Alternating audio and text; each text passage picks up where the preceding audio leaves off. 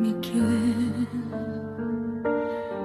Sa tahimik na umaga ng Alicia, Isabela, luha sa mata, puso'y may kaba, maliliit pa ang anak nang ako'y lumisan.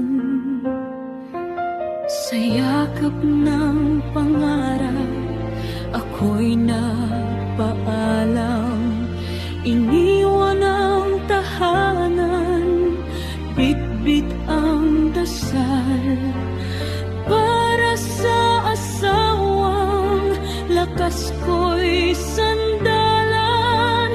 Kahit mahirap, di ko pinanghinaan.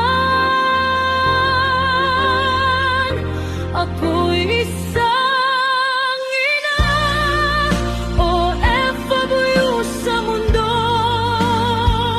ng ibang bansa, para sa kinabukasan niyo. Sa bawat sakripisyo, pagod at luha, pagmamahal ko'y di kailanman nawala. Para sa mga anak, para sa pamilya, pangarap ko'y buhay na mas maginhawa. Ngayon ay bunga na ang aking pagsisikap, sa puso